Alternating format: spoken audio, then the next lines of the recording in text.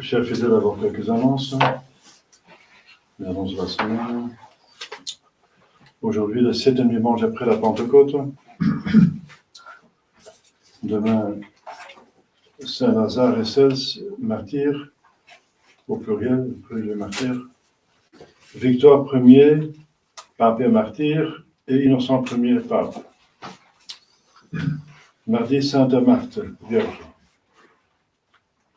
Mémoire de Saint Félix, Simplice, Faustin, Béatrice, martyr. Mercredi de la Férie, mémoire de Saint Apon et Saint martyr. Jeudi, Saint Ignace de Loyola, confesseur, le fondateur de l'ordre des Jésuites au XVIe siècle contre le protestantisme. Vendredi, c'est le premier vendredi du mois, le 1er août, de la Férie, mémoire de Saint Maccabée, martyr. En certains lieux, Saint-Pierre au Lien, donc c'est quand Saint-Pierre était dans la prison, il a été délivré par la prière de l'Église, délivré par un ange. Vous connaissez cette histoire qui se trouve dans l'Acte des Apôtres. Saint-Pierre Julien Aymar, confesseur. Entre parenthèses, quand j'ai visité Rome en tant que séminariste, c'était obligatoire de passer un mois à Rome. J'étais diacre, je pense déjà. On est allé au Saint-Pierre au Lien, c'est une église, où il y a vraiment les liens, les chaînes, où Saint-Pierre était dedans, derrière l'autel. Alors, puisque j'étais clerc, je pouvais monter sur l'autel. Normalement, c'est interdit pour les fidèles, pour un clerc peut aller jusqu'à l'autel. Et je voyais que les chaînes étaient comme ça, c'était ouvert, là, quoi. Donc, j'ai eu l'occasion de les prendre, de les récupérer. Bon, j'ai hésité, parce que c'était dans la main des modernistes, il faut s'emparer des reliques. Mais je ne l'ai pas fait parce que, premièrement, s'il y a des caméras, c'est une catastrophe. Deuxièmement, même s'il n'y a pas de caméra, je n'ai pas la preuve que ce sont les liens de Saint-Pierre. Il faut avoir un certificat et il faut un sceau dessus. Donc. Alors, c'est une relique qui est diminuée en ce moment-là. Parce qu'elle est dans la main d'un père très particulier, elle n'est plus officiellement dans le lieu. Et qu'est-ce qui prouve que ce sont les liens de Saint-Pierre? Vous voyez? Alors, donc ça détruit la relique, donc par respect de la relique, je l'ai laissée. Enfin, c'est entre parenthèses, c'est une petite anecdote. Hein, mais... Bon. C'est quand même important, les reliques, parce que Dieu fait des miracles avec les reliques. Sur le tombeau des saints, il y a des miracles, des guérisons. Même il y a un mort ressuscité sur le tombeau de Saint Élisée, dans l'Ancien Testament. Samedi, premier samedi du mois, Saint Alphonse Marie de Ligorie, évêque et docteur de l'Église. Dimanche prochain, le 8e dimanche après la Pentecôte.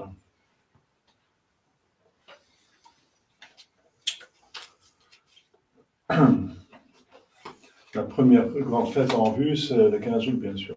C'est encore plus que 2 semaines. Une autre petite remarque, vous avez vu, je porte une chasuble que vous n'avez jamais vue, je pense.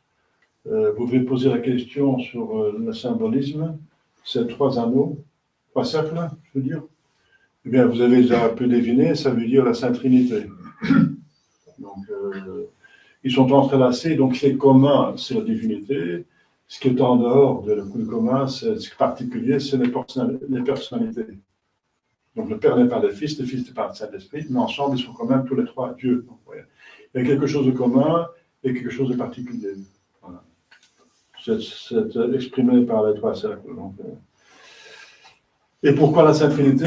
Vous savez, tout dimanche, après la Pentecôte, est dédié à la Sainte Trinité. Vous voyez, c'est la préface.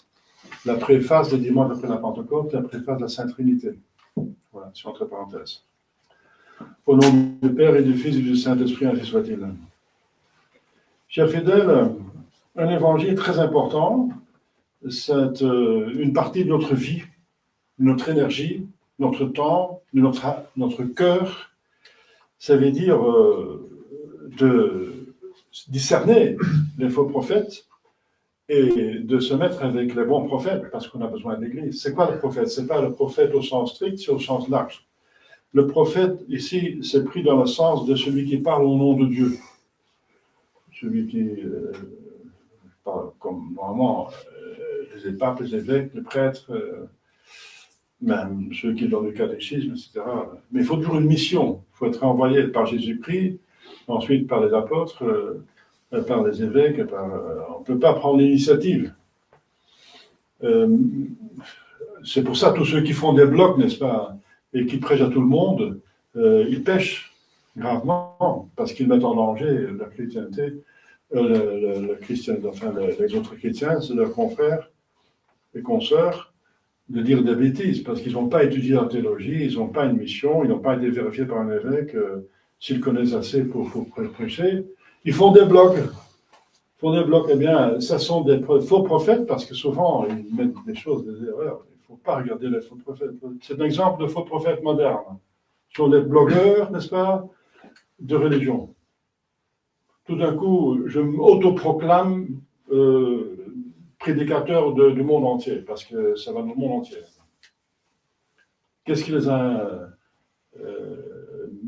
envoyés? C'est dans l'Écriture sainte, Saint Paul dit qu'il faut être envoyé. La mission canonique, comme on dit, n'est-ce pas? Même si c'est de suppléance, il faut un minimum. Il y a toujours les évêques, n'est-ce pas, des prêtres. Et même les prêtres doivent avoir un évêque normalement. Envoyé par un évêque, et l'évêque, bien sûr, lui, il va être envoyé par un pape qui n'est pas là, mais alors on reste fidèle à l'enseignement des papes. C'est ça le rocher sur lequel l'Église est construite. Ce n'est pas le pape en tant que personne, mais c'est l'enseignement infaillible du pape, des papes. Le rocher sur lequel l'Église est fondée, c'est la vérité, c'est le dépôt de la foi. Et on trouve ça surtout dans l'enseignement infaillible des papes. Le pape lui-même, il peut dévier en tant que personne. On voit ça directement même dans l'Évangile, où Jésus-Christ dit « Arrière moi Satan ». Et il vient juste lui dire « Tu es Pierre, sur cette pierre je bâtirai mon église. Tu es Pierre, tu es ». Donc il est déjà Pierre. Mais après, il va dire « Arrière moi Satan ». Donc la personne a une volonté libre. Donc elle peut bien jouer, enfin, faire son rôle, ou bien elle peut dévier. Ça, il y a beaucoup de personnes qui se brouillent, même les adventistes qui disent non, mais que jamais Jésus a prié, j'ai prié que Pierre, que ta foi ne défaille pas. Donc il ne peut pas défaillir, il ne peut pas jamais dire une hérésie. Ah non, c'est pas vrai. Il reste libre. Jésus a prié pour tout le monde. La plus grande prière, c'est le sacrifice. C'est la prière la plus forte. Eh bien, Jésus est mort pour tout le monde. Tout le monde a reçu la grâce d'aller au ciel. Tout le monde est appelé au ciel. Jésus a prié pour tout le monde. Mais combien vont au ciel? Il a même prié pour Judas, c'est évident. Donc, ce n'est pas parce que Jésus-Christ prie que la prière est exaucée toujours infailliblement. Ça veut dire la grâce est là. Jésus a obtenu la grâce de l'infaillibilité. J'ai prié que ta foi ne défaille pas. Il a obtenu la grâce. Mais alors, il reste encore la volonté libre. Notre libre volonté n'est pas détruite, c'est une hérésie de dire que l'on n'est plus libre. C'est hérétique, c'est condamné. On est toujours libre, même le pape. Ça ne devient pas un robot, n'est-ce pas? C'est un homme comme tout le monde. Eh bien, quand il entre dans son rôle convenablement, et c'est Vatican I qui l'a bien donc défini, s'il remplit les 4 conditions de l'infaillibilité extraordinaire, il est infaillible. Ça veut dire que s'il sort de ces conditions, il n'est pas infaillible. Même si ça n'est jamais arrivé, jusqu'à Paul VI.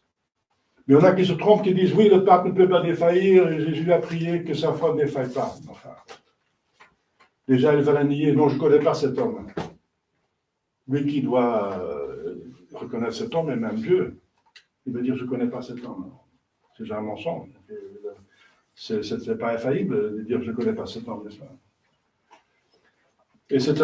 Et quand il a Antioche, même Saint Paul va le réprimander parce qu'il se met avec les Juifs circoncis et il méprise les chrétiens du paganisme qui ne sont pas circoncis pour plaire aux Juifs.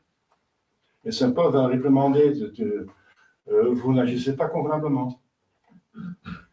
Donc parce qu'on peut être hérétique par les actes, n'est-ce pas, faire des choses, on peut par les actes, comme si le baptême d'un païen est moindre qu'un baptême d'un juif. Voilà, donc c'est un évangile très important pour nous. On est en plein dedans, n'est-ce pas?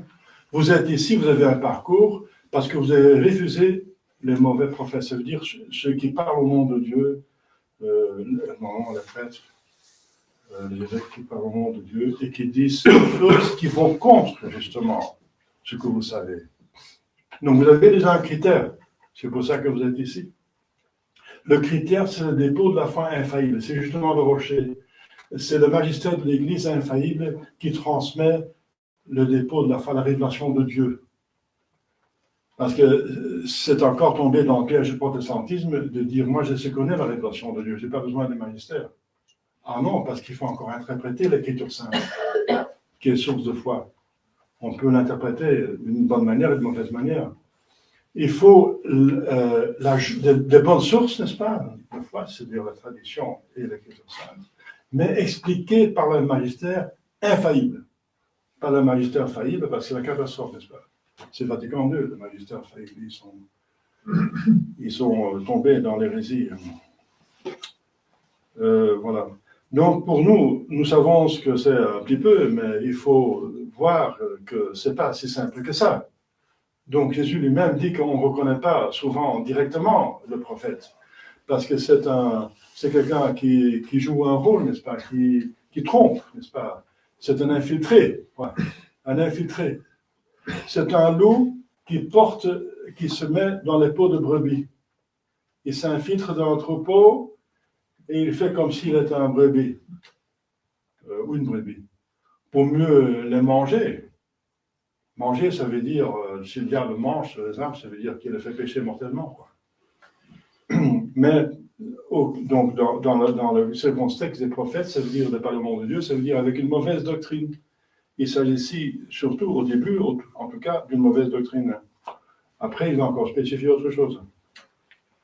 Alors, donc, ce sont des personnes qui s'introduisent dans l'Église, le troupeau, des fidèles qui sont des moutons. Le mouton, c'est un animal qui est considéré comme un symbole du fidèle, n'est-ce pas? Il est blanc, ça veut dire de la grâce. Il ne respecte pas quand on est tondu, quand on le blesse, quand on le fait mal avec, il ne se plaint pas. Donc il porte sa croix, c'est le symbole de porter sa croix patiemment. Ensuite, il est plutôt obéissant, n'est-ce pas? Un mouton, suivre comme un mouton, on dit, n'est-ce pas? C'est plutôt le bouc qui est symbole des mauvais, n'est-ce pas? Des ceux qui rebutent, qui ne suivent pas, qui ne veulent pas obéir. Donc, à cause de cela, notre Seigneur Jésus-Christ l'a pris comme un symbole du fidèle. Même lui-même, il va se prendre comme l'agneau de Dieu, n'est-ce pas? Pour les mêmes raisons. Et alors, encore plus petit agneau, n'est-ce pas? Envers Dieu, pour montrer que Dieu est infiniment grand, parce qu'alors, il parle en tant qu'homme, n'est-ce pas? Il est agneau en tant qu'homme, pas en tant que Dieu. Il a deux natures. Hein. Alors, donc, ce sont des infiltrés, mais qui sont des loups. Et on ne va pas les reconnaître directement. Mais si on est très attentif, oui, ça dépend de votre attention. Parce qu'ailleurs, dans d'autres paraboles, Jésus-Christ va dire, attention, ils ont mis la nuit, pendant que vous dormiez, l'ennemi a semé la mauvaise semence parmi le champ, c'est pas qui est encore l'église, la mauvaise semence. Eh bien, c'est pendant que vous dormiez. Mais il faut mettre la garde si il y a des ennemis dans l'embarrage. Donc, ce n'est pas notre faute. Donc, on peut les reconnaître, mais on ne peut pas savoir, on ne peut pas regarder dans l'âme. Donc, on peut seulement reconnaître quelqu'un à ses actes, donc à ses fruits. Mais regardez bien, si vous connaissez un petit peu des plantes, le fruit, c'est ce qui vient absolument en dernier. Hein. C'est vraiment en dernier. Hein. Juste avant l'hiver, après, la plante est comme morte jusqu'au printemps suivant. Donc, il y a d'abord la graine, puis ça pousse, puis plus de verdure, il y a des branches qui se font, etc. Il y a des feuilles et des fleurs. Et après, il y a la pollination. Et ensuite, seulement après un certain temps, on voit les fruits, ou pas de fruits, ou de mauvais fruits, des fruits amers, ou pas de fruits. Donc les fruits, c'est ce qui vient en dernier, et ça avère avec le agir. Comment on agit, on est comment on agit. Les paroles, d'accord, mais surtout, comment on se comporte, n'est-ce pas? Les paroles aussi sont importantes, mais on peut mentir on peut prétendre quelque chose, mais on ne peut pas jouer la comédie toute la vie, n'est-ce pas? C'est pour ça qu'après 5 ans, il y a la plupart des divorces. Le psychologue dit qu'on ne peut pas jouer plus de comédie de 5 ans. Si un mariage tient 5 ans, il a beaucoup de chances de tenir toute la vie. 5 ans. La comédie, n'est-ce pas? Eh bien, donc on connaît à ses fruits. Et Jésus dit, un mauvais arbre ne peut pas porter de bons fruits et un bon arbre ne peut pas porter de mauvais fruits. Ça veut dire que même si le diable il peut faire des miracles, un faux prophète peut jouer le saint, il peut jeûner, c'est comme les pharisiens, c'est pas un bon fruit parce que c'est vide à l'intérieur. Jésus dit, vous êtes des tombeaux blanchis, c'est pourri à l'intérieur. Ça donne pas c'est pas un bon fruit, c'est pas, pour Dieu en tout cas, c'est pas un bon fruit. Parce qu'il va pas ensemble avec la vraie foi et le vrai amour de Dieu. Il va ensemble avec l'amour de soi-même. On le fait pour être remarqué, etc., pour la concupiscence, n'est-ce pas, l'une ou l'autre concupiscence. Donc des mauvais fruits. Mais il y a des fruits, ça c'est intérieur, si on est pourri à l'intérieur, Jésus pouvait le voir, mais nous ne pouvons pas le voir. Et si on a un doute, c'est encore un doute, on n'a jamais la certitude. En plus, c'est interdit de faire le procès d'intention. C'est interdit. Donc il faut juger par les actes. Eh bien, ils vont finir par des actes parce que sinon, s'ils sont introduits dans l'Église, c'est pour la détruire. Donc il faut qu'ils agissent un jour. Comme Vatican II, n'est-ce pas? Ils sont introduits pendant des siècles et en Vatican II, ça a explosé, n'est-ce pas? Les masques sont tombés avec Vatican II. Il y avait 250 évêques qui étaient vraiment libéraux sous l'influence de la franc-maçonnerie, sinon francs-maçons eux-mêmes, avec un pape qui était apparemment, après on a trouvé qu'il était franc-maçon. Donc des gens donc des ennemis qui sont introduits dans l'Église, n'est-ce pas? Et on les connaît à leurs fruits. Eh bien, les fruits que vous connaissez, c'est pour ça que vous êtes ici, c'est l'hérésie. C'est ce qui est contraire à ce qui a été enseigné toujours, ce qui est contraire à la doctrine infaillible. Mais il y a autre chose. Jésus va aller plus loin, il dit pas, donc il fait attention, pas celui qui dit Seigneur, Seigneur, donc celui qui prie beaucoup, celui qui prie, surtout être vu, n'est-ce pas, qu'on voit qu'il dit de Dieu, Dieu, mon Dieu, va entrer dans le règne des cieux. C'est une allusion aux pharisiens qui se faisaient pieux, n'est-ce pas, pour être remarqués et loués. C'est des hypocrites, n'est-ce pas? Mais seulement ceux qui font la volonté de mon Père qui est dans le ciel. La volonté du Père. Ouais. La volonté du Père, on la connaît, n'est-ce pas? C'est les 10 commandements de Dieu, les 5 commandements de l'Église, les devoirs d'État, et tous les conseils de... Ça, c'est pour éviter les péchés mortels, ensuite les péchés véniels, ensuite la sanctification, pour que on a été créé. Ça, c'est la volonté de Dieu, n'est-ce pas, en plusieurs étapes. On la connaît. Eh bien, pas tous ceux qui donnent l'impression d'être pieux vont au ciel. Donc, il faut faire attention. Pas tous ceux des prêtres, alors on parle des prêtres, ce sont des prophètes, ceux qui parlent au nom de Dieu. Alors, tous les prêtres qui sont pieux, qui font la messe tridentine, vont au ciel. Vous connaissez la différence entre Saint-Pierre et puis la fraternité Saint-Pierre et Saint-Pédis. Ils vont tous, c'est vacantistes, ils vont tous la messe tridentine, tous. Mais ils ne sont pas tous en ordre. Voilà, donc les uns ne sont pas ordonnés validement, les autres acceptent Vatican II, les autres acceptent pas refusent Vatican II, mais acceptent le faux pape. J'ai eu, pour une petite anecdote, il y a, je ne sais pas si j'en ai parlé déjà, enfin je vais dire parce que ça convient. J'ai parlé avec un supérieur du district de Belgique, un des supérieurs d'un prieuré, n'est-ce pas, longtemps. Il m'a dit, je suis content de vous entendre, quoique j'ai refusé, j'ai donné des arguments l'un après l'autre en faveur de ce que vous connaissez. Alors, il n'a pas répondu, à aucun argument il n'a répondu. Il dit, vous savez, il ne faut pas exagérer. Nous aussi, quand on est à table, on dit des choses sur ce pape, n'est-ce pas, qui conviennent à ce que vous dites. Ça veut dire qu'il n'est pas pape. Mais on n'en parle pas partout et publiquement, n'est-ce pas? Il faut laisser les gens tranquilles. Voilà. Donc c'est un aveu. Donc ils savent, ils connaissent la vérité, mais ils ne disent pas. Mais ça c'est vraiment abominable, hein, n'est-ce pas? Ça veut dire qu'en devant ces sacrements exposés, par exemple, on prie pour Papa Nostro Leone, n'est-ce pas? Maintenant c'est Leone, je ne sais pas si 14, n'est-ce pas? Ils disent devant ce sacrement, on prie pour le pape, tout en sachant qu'il n'est pas pape. Donc ils mentent devant notre Seigneur, et ils savent que le Seigneur le sait. Hein. Mais c'est pour plaire aux fidèles qui ne vont peut-être pas les suivre quand ils viennent, qui se proclament pour ces vacantistes. C'est l'explication de notre frère. Et je répète, avant l'ordination majeure, donc diacre et prêtre, on va promettre plusieurs choses, faire un serment antibordonné, ça c'est très bien. J'espère qu'on le fait toujours. Mais ensuite, il faut encore reconnaître Léon XIV maintenant comme pape. Pour mettre devant le tabernacle ouvert dans la chapelle, on voit la ciboire, ça s'appelle une petite exposition. Une grande exposition, c'est qu'on met aussi dans l'encensoir, comme je fais une fois par mois.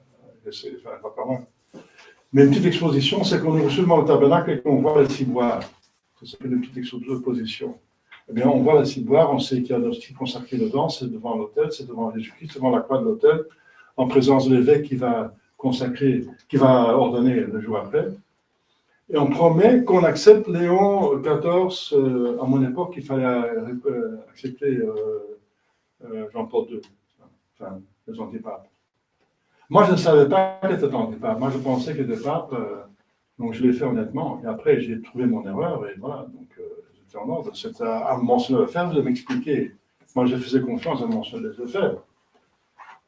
Mais eux, ils savent qu'il n'est pas pape, ils disent entre eux, et ils vont, et les évêques aussi, ils vont demander aux séminaristes d'accepter. Donc ça, c'est très, très grave.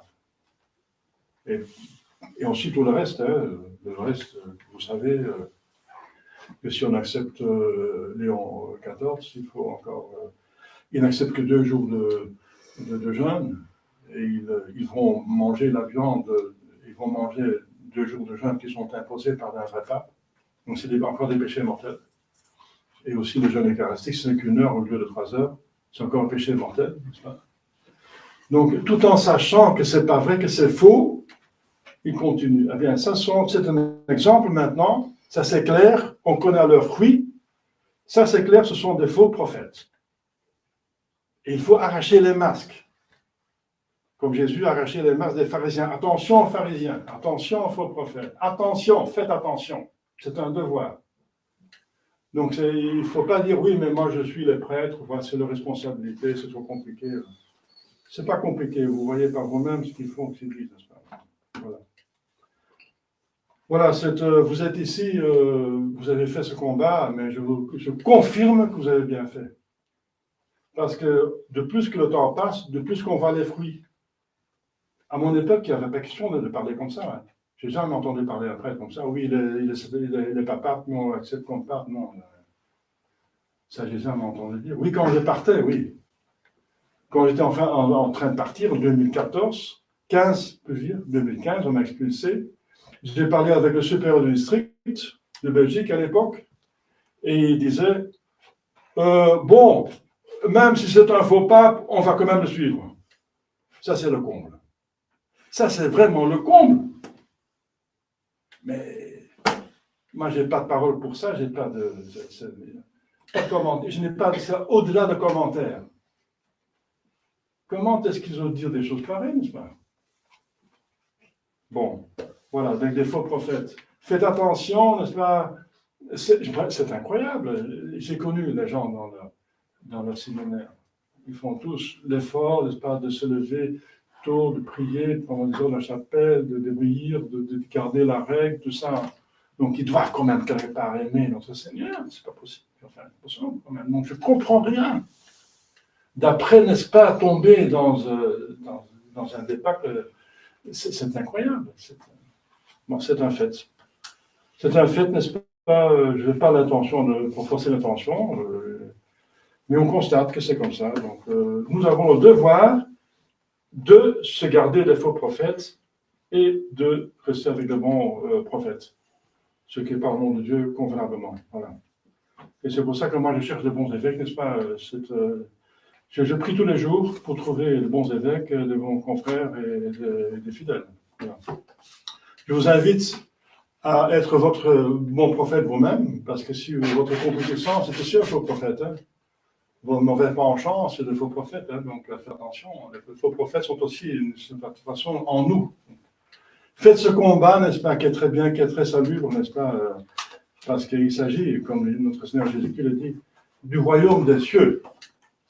Demandons à la Sainte Vierge Marie qui, selon Saint Louis de Montfort, fait discerner plus facilement l'ennemi et donne plus de force pour le combattre. Prions la Sainte Vierge Marie, gardienne de la foi, pour garder la foi contre les faux prophètes, au nom du Père, du Fils et du Saint-Esprit. Ainsi soit-il.